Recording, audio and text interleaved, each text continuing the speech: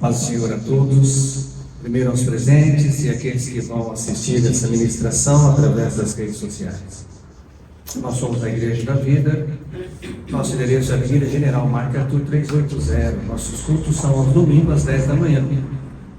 Que você possa, em nome de Jesus, fazermos uma visita e, se gostar, ficar conosco para aprendermos juntos sobre Jesus, sobre o Pai Celestial, sobre o Senhor Espírito Santo, né? E servir a Ele.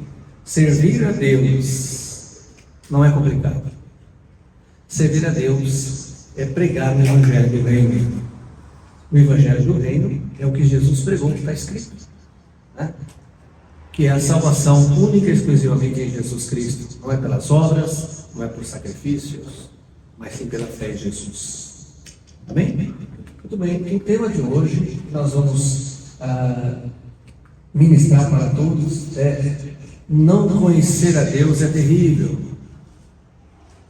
Não conhecer a Deus é terrível.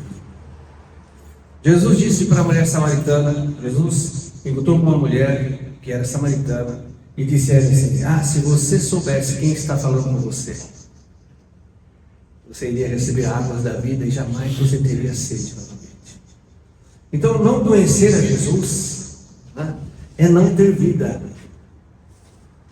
Por isso nós precisamos conhecer a Jesus, precisamos conhecer o Pai Celestial e também o Espírito Santo de Deus. Muitos pensam que o Espírito Santo de Deus é algo como se fosse um poder, como se fosse uma unção especial.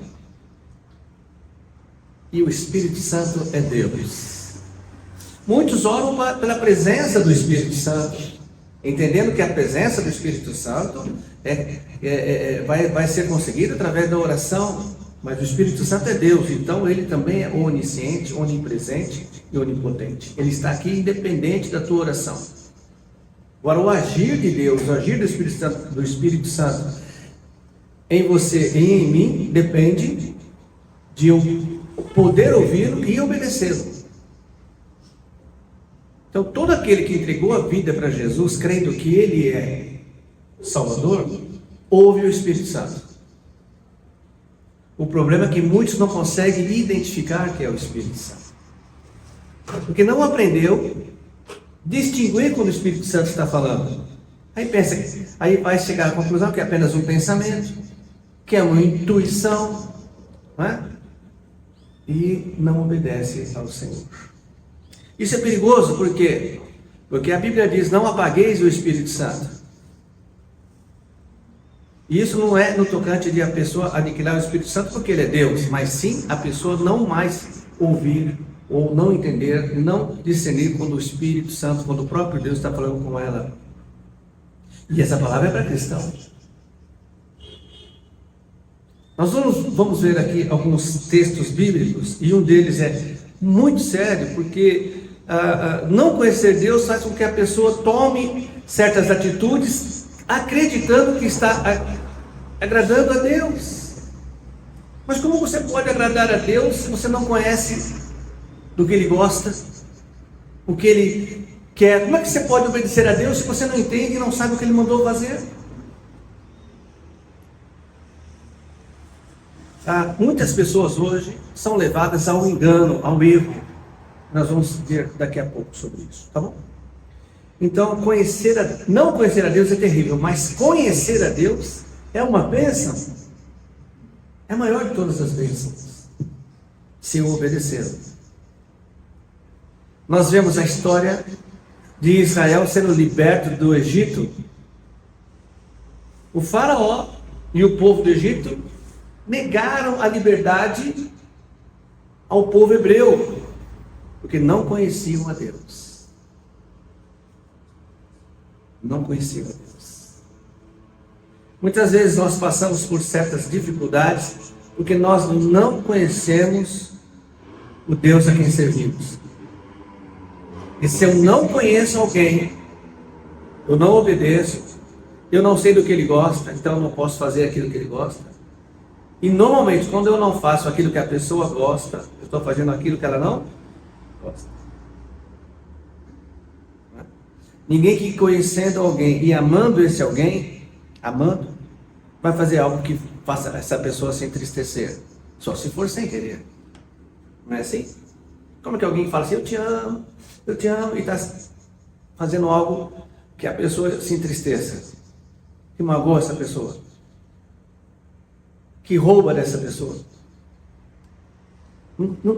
Entende que não combina? Assim é com Deus. Jesus disse assim, muitos dizem assim, foi falado aqui, né? Foi uma leitura, muitos louvam, Jesus falando, me louvam com os lábios, mas o seu coração está longe de mim. Por quê? Porque não conhece a Deus. Não conhece a Deus. É uma coisa tão lógica. Se eu falo para você que aqui há vida e aqui há morte, e se você entendeu isso, qual caminho você vai escolher? A vida. Mesmo o maior, a pessoa mais ruim do mundo, ele não vai querer morrer, então ele vai escolher vida. Mas se ele não sabe aonde está a vida ou onde está a morte, ele pode escolher a morte. Não é assim? Por isso que não conhecer a Deus é terrível. E tem muitas pessoas dentro das igrejas que não conhecem a Deus. E estão lá 5, 10, 15, 20, 40 anos dentro da igreja e não conhecem a Deus. Quantas vezes eu já ouvi? Você precisa ser bonzinho. Você precisa fazer isso para ser salvo.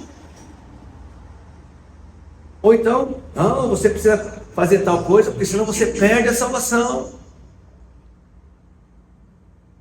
Então isso é não conhecer a Deus, isso é terrível. Vamos direto então aqui nos textos bíblicos. Essa introdução é para você saber do que se trata o tema de hoje. Por que é terrível não conhecer a Deus?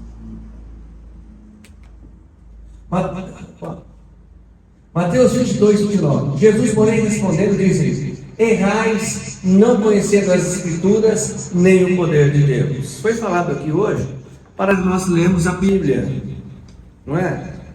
Então, um resumo rápido. A Bíblia no Velho Testamento, ela aponta para a solução do Velho Testamento. O Velho Testamento, Deus se revela em Gênesis, revela a criação, revela a natureza do homem sem Deus. Antes disso ele revela o pecado que separou a humanidade de Deus. Depois ele revela como ficou a humanidade se esquecendo de Deus. Bom, se eu esqueço de Deus, o que eu vou ensinar para o meu filho? Com certeza não é Deus. Ou então é um Deus distorcido. Deus revela então que o homem por si só não pode, não consegue, é impossível ser salvo. Então Deus dá a lei para que o povo hebreu, depois os israelitas, mostre para o mundo a impossibilidade do homem ser salvo. Mas ao mesmo tempo mostra um Deus Criador. E quem está nele vence exércitos muito mais numerosos do que o seu. Foi isso que Deus mostrou. Aí Deus fala para o próprio povo. O povo deveria ter chegado a essa conclusão, né? Deus dá 608 mandamentos, se não me engano, que é a lei, para que se o homem cumpri-los, ele vai ser salvo. Para que ele chegue à conclusão de que é impossível ser salvo pela lei. Por isso que o Novo Testamento aponta a solução. A solução é o Messias que viria. Quem é o Messias? O Messias é o próprio Deus. Deus se despiu da sua glória. Ele é o dono da glória. Mas ele se despiu, ele tirou como uma vestimenta e deixou ali no cabide, no céu. Mas a roupa continua sendo dele, a glória continua sendo de Jesus. E se torna carne. Para nascer como um homem, viver como um homem até os 30 anos. Começar seu ministério que durou 3 anos, pregando o Evangelho do Reino. A salvação é única e exclusiva pela fé nele, em Cristo Jesus. Ao final dos 3 anos, ele é preso, torturado, pregado numa cruz, agoniza das 9 da manhã às 3 da tarde.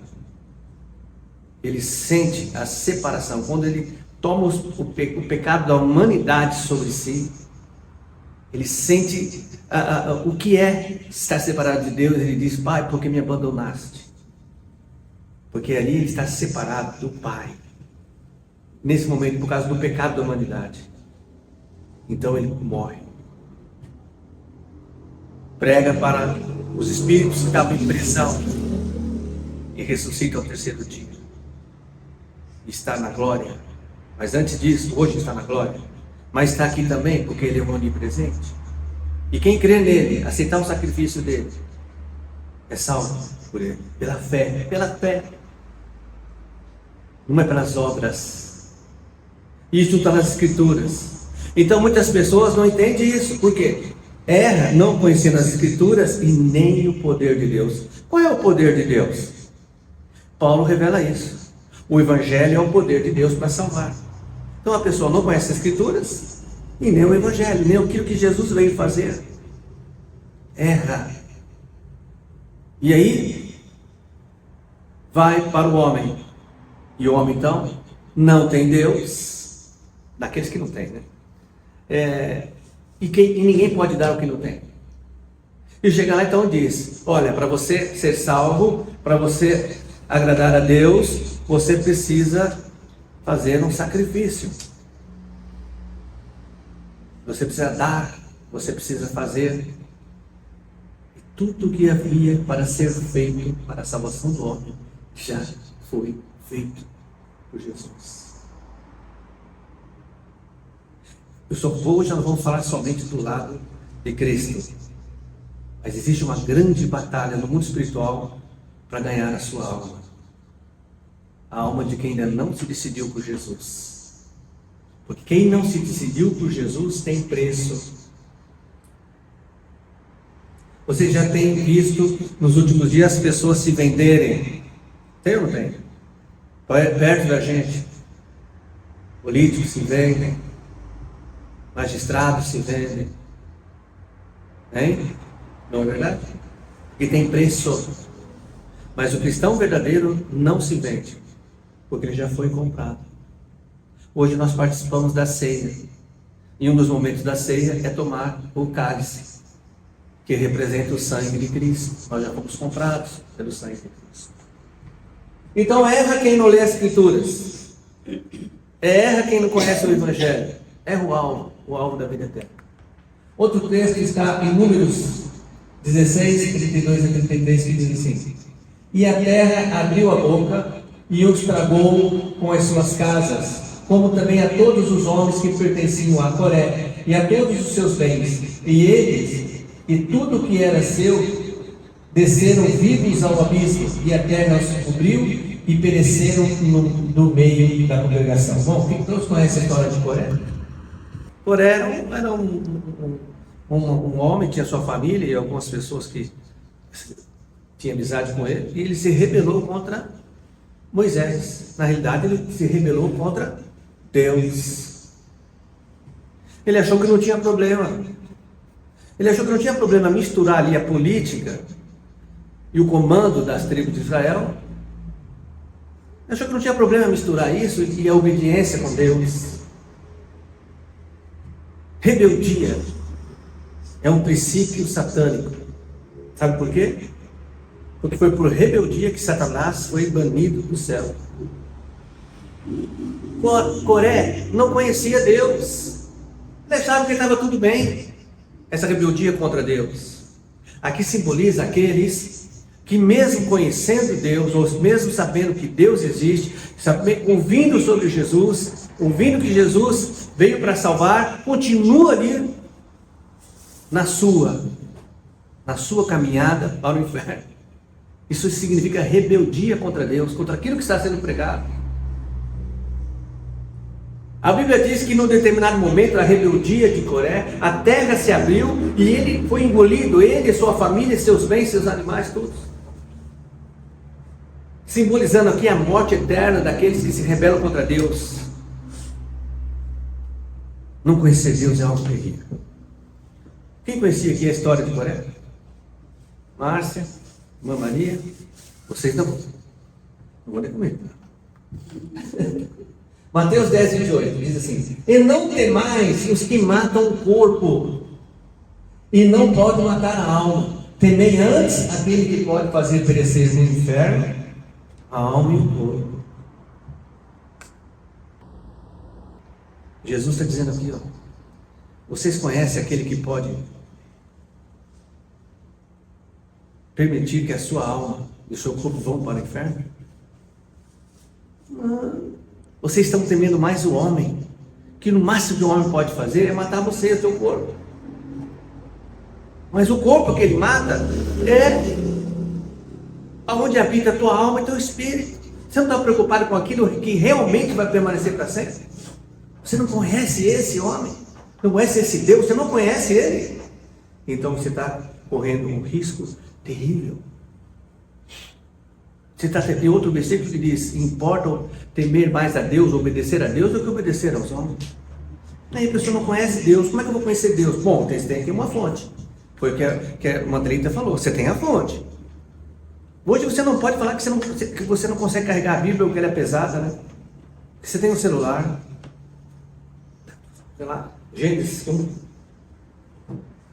Mateus 1, Apocalipse, as cartas. Leia. Tá bom? O que foi assim? Então, amados, não conhecer as Escrituras é algo péssimo. Você vai ver como é péssimo. Peraí mais. Então, Juízes, essa história aqui é muito interessante. Se você não conhecia Coré, essa história você não vai saber também. Então vamos conhecer. E Jefité, marca esse nome, Jefité, fez um voto ao Senhor e disse: se totalmente deres os filhos de Amon na minha mão. Amon era um povo que eram os amonitas, que estavam em guerra contra Israel. Jefté era um homem muito correto. E atuava ali no templo, na parte religiosa, mas também na guerra. Então ele tinha fidelidade ao rei. Ele era um cara legal. Mas olha só. Então ele disse assim no Senhor: aquilo que saindo. Então ele disse para Deus assim, vou traduzir ali, mas eu vou ler o texto. Ele falou assim: Senhor, se o Senhor me der vitória contra os amonitas, se nós vencemos eles, então aquilo que saindo da porta da minha casa me vieram ao encontro, ou seja, aquilo que saiu, poderia ser um animal ou qualquer pessoa que saísse da porta quando eu chegasse, para mim me dar um abraço pela vitória, voltando eu dos filhos de Amon em paz, isso será do Senhor, e o oferecerei em holocausto. Holocausto é sacrifício. Eu vou matar ele para o Senhor, vou oferecer.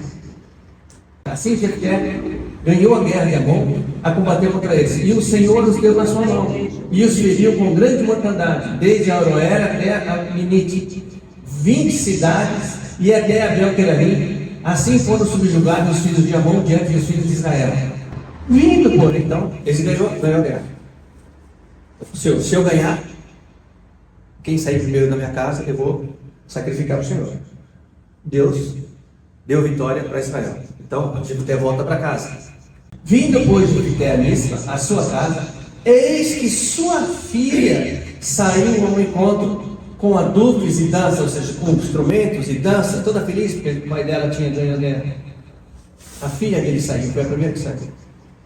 E era a única filha, não tinha ele outro filho ou filha. E aconteceu que quando a viu, rasgou as suas vestes e disse: ah, filha minha, muito me abateste, estás entre os que me turbam, porque eu abri a minha boca ao Senhor, e não tornarei atrás, e não vou desistir do voto que eu fiz. Bom, aqui a cena por si só já é terrível, não é? Quem foi que disse para Jefté que Deus queria um sacrifício humano? Quem foi que mandou Jefté fazer isso? Aonde está ali na lei, ou quando tem o sacrifício, que Deus mandou alguém oferecer uma outra pessoa, ou nesse caso, esse sacrifício? Aonde está escrito? Foi ideia de quem? Única e exclusivamente? De Jefté. Por que ele ficou tão abalado agora? Por que ele ficou tão abalado? Quem saiu primeiro da casa foi quem? A própria filha dele. Ele só tinha uma filha. Você conhece Deus? Conhece Ele? Digamos que você faça uma besteira, você não vai fazer uma besteira. A gente nem começa fazendo essa besteira. Mas tinha que ter alguém ali, falando que para com isso, não fica triste. Deus nunca pediu tua filha. Deus não quer que você mate a tua filha. Esse teu voto aí, nem conta. Você não conhece Deus. Só que esse tipo de coisa está até nos dias de hoje. Pessoas em organizações religiosas acreditando que ela tem que sacrificar. Só que não é filho nem filha. Muitas vezes é a própria vida, a vida econômica. Sacrifica a tua casa, sacrifica teu carro, sacrifica teu salário. Não é? Nós já temos visto isso. E as pessoas, por não conhecerem as Escrituras, não conhecerem o Deus da Bíblia, sacrificam e acham que estão ali. Estou agradando a Deus. É como se você detestasse comer um prato qualquer aí,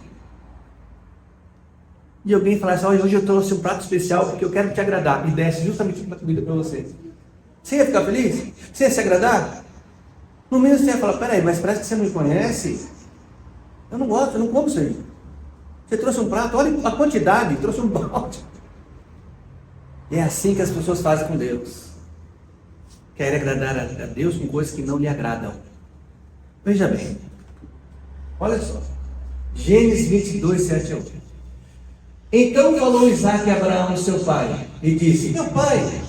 E ele disse, eis-me aqui, meu filho. E ele disse, eis aqui o fogo e a lenha, mas onde está o cordeiro para o holocausto? Onde que está o bichinho que nós vamos sacrificar? Quem estava ali nesse momento? Samuel? Abraão e Isaque.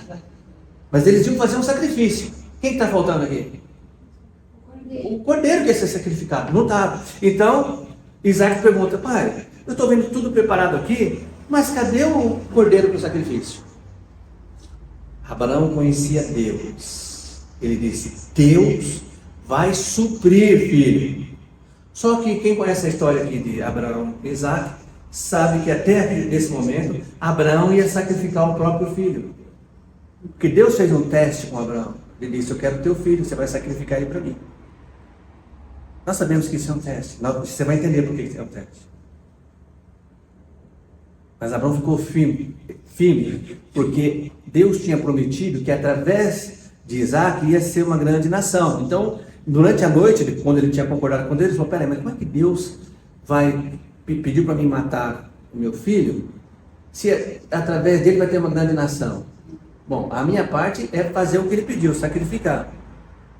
Mas eu creio que mesmo se eu sacrificar, ele vai ressuscitar meu filho. Ele não sabia que Deus ia prover. Mas ele falou para Isaque, Deus vai suprir o bichinho para o sacrifício, o cordeiro. Assim caminharam ambos juntos. Bom, você sabe como é que terminou isso? Né? Quando Abraão ia sacrificar Isaque, o anjo disse, Abraão, não, pode parar com isso aí, olha ali do lado. E ele olha, tem um cordeiro ali, que estava enroscado o chifre no arbusto. Simbolizando o quê? Que Deus não quer sacrifício. O sacrifício quem fez, aliás, foi o próprio Deus, enviando o seu único filho para morrer por nós. Esse é o sacrifício. Mas a pessoa não sabe, a pessoa não conhece. Aí acredita que ela pode ser salva por outros meios, pagando Deus, sacrificando,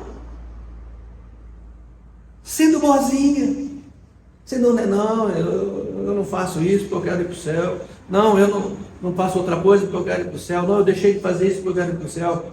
Tolinho, continua não fazendo ou fazendo e vai para o inferno, porque não é pelas obras, é pela fé em Jesus Cristo.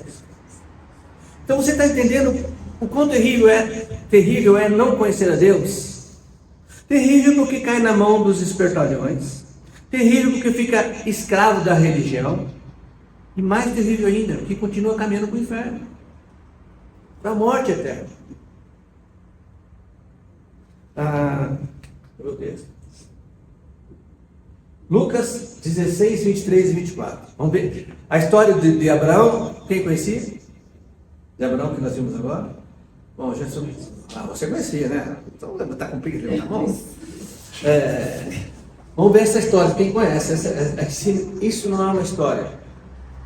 E não é uma parábola também. Jesus explicando o que acontece após morte. Acontecia, né? Hoje é um pouco diferente, a gente vai explicar. No Hades, Hades é o que mesmo? Terra dos mortos. Seol é acho que em hebreu e Hades é em grego. É isso? Acertei? Mas é o mesmo local, né? Terra dos mortos. Então, na Terra dos mortos, onde estava sendo aproveitado, aqui está falando deixa eu voltar aqui para você. Havia um homem muito rico que não temia Deus. Até agora, nós estamos aqui, né? Por que esse homem não temia Deus? Ele não conhecia Deus. Talvez fosse um religioso e confiava todas as suas esperanças na riqueza. Ele não estava nem aí com Deus.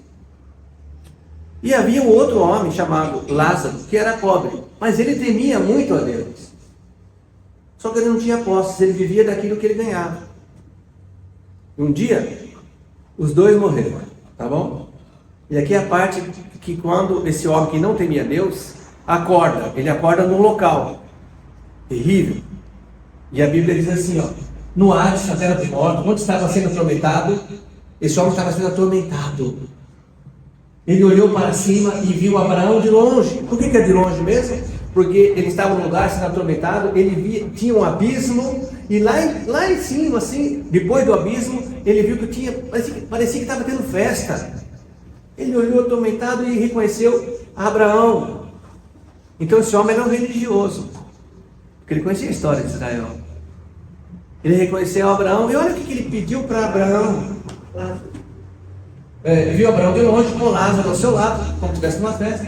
Então ele chamou: pai Abraão, tem misericórdia de mim e manda que Lázaro molhe a ponta do dedo na água e refresque a minha língua, porque estou sofrendo muito neste fogo. Nós aprendemos isso essa semana. Se você estivesse num lugar ruim, terrível, escuro, sofrendo, angustiado, e você visse alguém ali do outro lado, numa festa, o que você pediria para essa pessoa? E você acreditasse que essa pessoa tivesse algum poder, o que você pediria para ela? Você pediria para molhar sua língua? Pediu o quê? Um copo d'água? Hã? Era me tirar de lá. Mas seria o mais lógico: me tira daqui, me tira daqui, me tira daqui, eu estou sofrendo, me tira daqui, me tira daqui. Por que ele não pediu para Abraão tirar ele de lá? Essa resposta, eu fiquei impactado. Por que ele não pediu? Pai, Abraão, me tira daqui, estou sofrendo muito, estou angustiado, estou nesse fogo, me tira daqui. Ao invés disso, ele pediu: manda lá, molhar meus lábios. Porque ele sabia muito bem porque ele estava lá. Essa é a resposta. Ele sabia por que ele estava lá. Tarde demais, ele aprendeu sobre o resultado de negar a Deus, de não estar nem aí para com Deus. Ele aprendeu tarde demais o que é estar religado, que está atrelado, escravo de uma religião e desligado de Deus, e inimigo de Deus. Ele aprendeu tarde demais, só aprendeu lá. Então ele não teve coragem, não teve argumentos para pedir para sair de lá. Ele sabia que o local que ele tinha que estar era lá. Procure essa parábola, ou esse ensinamento, lá em Lucas 16, ele continua explicando, ele faz um pedido a mais depois para Abraão.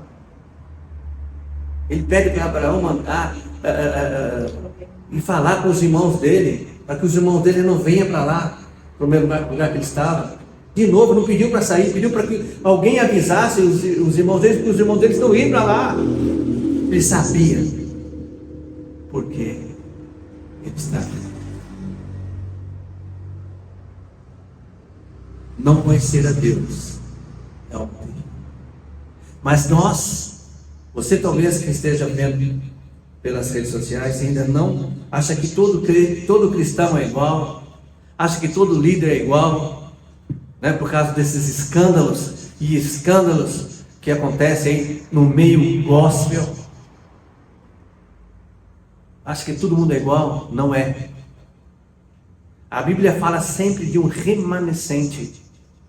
E o Senhor tem os seus remanescentes também na face da terra, que pregam o Evangelho, do Senhor, que é a salvação em Cristo. Essa é a prioridade.